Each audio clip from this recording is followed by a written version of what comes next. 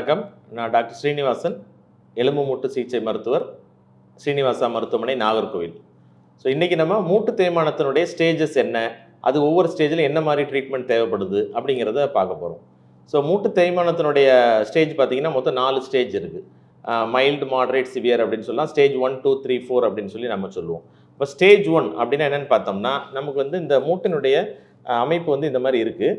மேலே ஃபீமருங்கிற போனு, கீழே டிபியாங்கிற போன், நடுவில் வந்து அந்த காட்லேஜ், அந்த குருத்தெலும்புங்கிறது ரொம்ப இம்பார்ட்டன்ட். ஒரு மனிதனுக்கு வந்து இந்த எலும்பு கூட நாங்கள் இப்போ ஃப்ராக்சர் ஆனால் நாங்கள் பிளேட்டோ ராடு போட்டு சரி பண்ணிடுவோம். ஆனால் அந்த குருத்தெலும்புனுடைய டேமேஜ் பண்ணோம்னா எந்த டாக்டராலையுமே சரி பண்ண முடியாது. ஸோ அந்த குருத்தெலும்பு தான் வந்து நமக்கு என்ன ஆகுது, ஃபஸ்ட்டு டேமேஜ் ஆகுது, காட்லேஜ் அப்படிங்கிறது.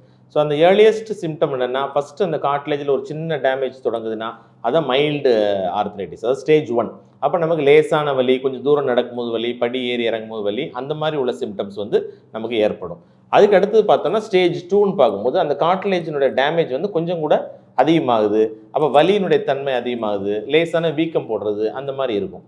ஸோ இந்த மாதிரி ஸ்டேஜ் 1, 2 அப்படிங்கிற டைம்லேயே நம்ம வந்து மருத்துவர்கிட்ட வந்து நம்ம ட்ரீட்மெண்ட் போனோம்னா, அவங்க பெரும்பாலும் பார்த்தோம்னா நமக்கு வந்து எக்ஸசைஸ், நம்ம குவாட்ரிசெப்ஸ் எக்ஸசைஸ், மூட்டினுடைய ஸ்ட்ரென்த் ஆகக்கூடிய எக்ஸசைஸ் நமக்கு சொல்லி தருவாங்க. அதை செய்ய வேண்டியிருக்கும். உடல் பருமன் இருக்கவங்க உடல் எடையை கொஞ்சம் கம்மி பண்ண வேண்டியிருக்கும்.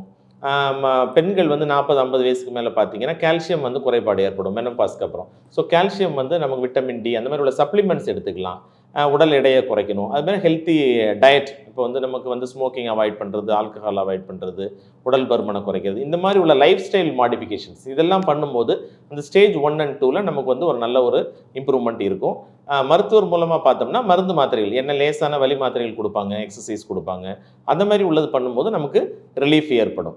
சரி, இப்போ நமக்கு 2 ஸ்டேஜ் இல்லை, அதுக்கு அடுத்த ஸ்டேஜ், சில பேருக்கு வந்து அதிகமான வலி ஏற்படுது. அது ஏன்னு பார்த்தோம்னா அதுக்கு அடுத்த ஸ்டேஜ் ஆஃப் ஆர்த்ரைட்டிஸ்க்கு வந்து போகுது, ஸ்டேஜ் 3ன்னு சொல்லக்கூடியது. அப்போ என்னென்னா அந்த குருத்தெலும்பினுடைய டேமேஜ் வந்து கொஞ்சம் கொஞ்சமாக உள்ளே போய் எலும்பினுடைய தன்மை வரைக்கும் பாதிக்கப்படுது. அதனால எலும்புலேருந்து ஆஸ்டியோஃபைட் அப்படிங்கிற சின்ன சின்ன எலும்புகள் வந்து ஃபார்ம் ஆகுது. மூட்டினுடைய தன்மை வந்து மாறுது. உள்ளே இருக்கக்கூடிய அந்த சைனோவெல் ஃப்ளூயிட் அப்படிங்கிற அந்த ஜவ்வுனுடைய திரவம் இருக்கு இல்லையா, அந்த திரவத்தினுடைய கான்சென்ட்ரேஷன் வந்து குறையுது.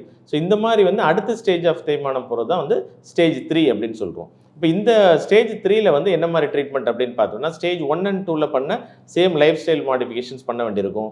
டாக்டர் உங்களுக்கு எக்ஸ்ரே ப்ரிஸ்கிரைப் பண்ணுவாங்க. அப்போ எக்ஸ்ரே எடுத்து மூட்டினுடைய தேய்மானம் எந்த அளவுக்கு இருக்குது, லேசாக இருக்கா, ரொம்ப இருக்கா, ஆஸ்டியோஃபைட் அப்படிங்கிற எலும்பு வளர்ச்சி இருக்கா, அந்த எலும்புக்கு 2 எலும்புக்கு இடையில கூட இடைவெளியை பார்ப்பாங்க. இதுதான் அந்த ஜாயிண்ட் ஸ்பேஸ் அப்படிங்கிறது. அந்த ஜாயிண்ட் ஸ்பேஸ் வந்து குறைஞ்சிருக்கு. அந்த ஜாயிண்ட் ஸ்பேஸ் குறையுதுன்னா அந்த காட்லேஜுங்கிற அந்த ஜவ்வுனுடைய அந்த குருத்தெலும்புடைய திக்னஸ் வந்து குறைஞ்சிருக்குன்னு அர்த்தம். ஸோ இது எல்லாமே வந்து அவங்க ஸ்டேஜ் 3ல் உங்களுக்கு கண்டுபிடிச்சி சொல்லுவாங்க. அப்போ அதுக்குள்ள ட்ரீட்மெண்ட் பார்த்தோம்னா இந்த ட்ரீட்மெண்ட் போக நமக்கு சில நேரங்களில் நமக்கு மூட்டில் வந்து ஊசி போடக்கூடிய ட்ரீட்மெண்ட் இருக்குது, விஸ்கோ சப்ளிமெண்ட்னு. அந்த திரவத்தை வந்து நமக்கு வந்து இப்போ என்ன செய்யுது, செயற்கையாகவே நம்ம வந்து செலுத்த முடியுது. சில பேருக்கு ஸ்டீராய்டு இன்ஜெக்ஷன் அப்படிங்கிறத ப்ரிஸ்கிரைப் பண்ணுவாங்க. சில பேருக்கு ஃபிசியோதெரப்பி அந்த மாதிரி ப்ரிஸ்கிரைப் பண்ணுவாங்க. ஒரு சில பேர் கால் வளைவு ஏற்பட்டிருக்கும், உள்பக்கமாவோ வெளிப்பக்கமோ கால் வளைவு, வேரஸ் வேல்கஸ் அப்படின்னு சொல்லுவாங்க.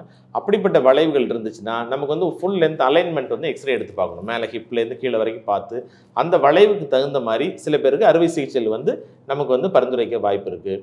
சில பேருக்கு இந்த ஜவ்வுனுடைய லேசான கிளிசல்கள் இருக்கலாம், மெனிஸ்கஸ்ன்னு சொல்லக்கூடிய ஷாக் அப்சார்பர். இந்த ஷாக் அப்சார்பரில் ஏதாவது பிரச்சனை இருந்துச்சுன்னா நுண்துளை சிகிச்சை மாதிரி கூட நமக்கு செய்வாங்க. இது வந்து இந்த ஸ்டேஜ் வரைக்கும் நமக்கு வந்து ஓரளவுக்கு நமக்கு வந்து ரிலீஃப் ஆகி மூட்டு வலி சரியாகக்கூடிய வாய்ப்பு இருக்குது. சரி, இந்த ஸ்டேஜ்லாம் நம்ம கவனிக்கலை, நமக்கு வந்து கொஞ்சம் கொஞ்சமாக அந்த மூட்டு தேவை அதிகமாகிட்டு சுத்தமாக நடக்க முடியல, கால் வலி இருக்குது, வீக்காக இருக்குது அப்படின்னு ஏன்னு பார்த்தோம்னா அப்போ நமக்கு ஸ்டேஜ் 4, இதுக்கு அடுத்த ஸ்டேஜில் பார்த்தோம்னா இது டேமேஜ் எல்லாமே ரொம்ப அதிகமாகி எலும்புகள்லாம் பாதிக்க ஆரம்பித்து நம்மளால் கொஞ்சம் தூரம் கூட நடக்க முடியாத ஒரு கண்டிஷன் வரும். அப்போ அதுதான் வந்து ஸ்டேஜ் 4 ஆர்த்ரைட்டிஸ். இந்த ஸ்டேஜில் இருக்கக்கூடியவங்க ஒரு 100 மீட்டர் கூட நடக்க முடியல, கடைக்கு போக முடியல, வீட்டில் மாடிப்படியில் ஏறி இறங்க முடியல, இந்த மாதிரி உள்ள சிவியர் சிம்டம்ஸுக்கு போயிடுறாங்க. அப்போ மருந்து மாத்திரைகள் நமக்கு கேட்குமா அப்படிங்கிற ஒரு சந்தேகம் வந்துடுது. அப்போ டாக்டர் வந்து உங்களுக்கு எக்ஸ்ரே எடுத்து பார்ப்பாங்க, எலும்பு முறிவு டாக்டர் பார்த்தீங்கன்னா. அப்போ எக்ஸ்ரேயில் அதிகமான அளவு டேமேஜ், 2 மூட்டுக்கு இடையில உள்ள இடைவெளி வந்து கம்ப்ளீட்டாக குறைஞ்சிட்டு போன் ஆன் போன், இந்த போனும் உரசக்கூடிய ஒரு கண்டிஷன் வருது. அப்போ அந்த மாதிரி இருக்கிறதுக்கு பேர் தான் வந்து ஸ்டேஜ் 4 ஆர்த்ரைட்டிஸ் அப்படின்னு சொல்கிறோம். அப்போ அந்த ஸ்டேஜ் 4 ஆர்த்ரைட்டிஸில் நம்ம சாதா மருந்து மாத்திரைகள்னாலேயோ நமக்கு ஃபிசியோதெரப்பியோ சாதா ட்ரீட்மெண்ட்னால அது குறையுமா அப்படின்னா அது நமக்கு சந்தேகம் தான். ஸோ இந்த ஸ்டேஜில் வரும்போது தான் உங்களுக்கு மூட்டு மாற்று அறுவை சிகிச்சை அப்படிங்கிற நீ ரீப்ளேஸ்மெண்ட் அப்படிங்கிற ஒரு ட்ரீட்மெண்ட் தேவைப்படுது. இப்போ நீ ரீப்ளேஸ்மெண்ட் அப்படின்னா என்னென்னு பார்த்தோம்னா, நிறைய பேர் வந்து அது நீ மூட்டை மாத்திரமே அதனால பயப்படுறாங்கன்னு. அப்படி கிடையாது. அந்த தேய்மானம் அடைந்த ஒரு சிறு பகுதி, ஒரு 8 மில்லிமீட்டர் 7 மில்லிமீட்டர் அந்த மட்டும் தான் எடுத்துட்டு நமக்கு வந்து செயற்கையான மூட்டுகளை வந்து என்ன செய்கிறோம், அதில் வந்து இன்சர்ட் பண்ணுறோம். இதுதான் அந்த செயற்கை மூட்டினுடைய தோற்றம். இப்போ மேலே ஒரு மெட்டல் இருக்கும், கீழே ஒரு மெட்டல் இருக்கும், ரெண்டுக்கு இடையில ஒரு பிளாஸ்டிக். இதுதான் நம்ம வந்து மூட்டு மாற்று அறுவை சிகிச்சை பண்ண பிறகு இந்த மாதிரி இருக்கக்கூடிய மூட்டு நம்ம இந்த மாதிரி வந்து என்ன செய்கிறோம், மாற்றி வைக்கிறோம். ஸோ இந்த அறுவை சிகிச்சை வந்து ஸ்டேஜ் 4ல் இருக்கக்கூடிய நோயாளிகளுக்கு, நடக்க முடியாதவங்களுக்கு, ரொம்ப சிரமப்படுறவங்களுக்கு தான் கண்டிப்பாக தேவைப்படும். இந்த மூட்டு மாற்று அறுவை சிகிச்சை இந்த ஸ்டேஜ் 4ல் உங்களுக்கு வந்து நாங்கள் அளிக்கிறதுக்கு நாங்கள் ரெடியாக இருப்போம். அப்போ இந்த 4 ஸ்டேஜையும் நீங்கள் தெரிஞ்சுக்கிட்டு நம்ம என்ன ஸ்டேஜில் இருக்கணும் உங்கள் மருத்துவர்கிட்ட கேட்டு தெரிஞ்சுங்க. அந்தந்த ஸ்டேஜுக்கு தகுந்த மாதிரி சரியான ட்ரீட்மெண்ட்டை தேர்ந்தெடுத்து மூட்டு வலியிலேருந்து விடுதலை அடையணும். ஸோ இந்த சந்தேகங்கள் ஏதாவது இருந்துச்சுன்னா எங்களுடைய நம்பர்லேயோ எங்கள் ஸ்ரீனிவாசா மருத்துவமனை நாகர்கோவிலே கான்டாக்ட் பண்ணுங்கள். நாங்கள் உங்களுக்கு உதவுறதுக்கு காத்திருக்கிறோம். நன்றி, வணக்கம்.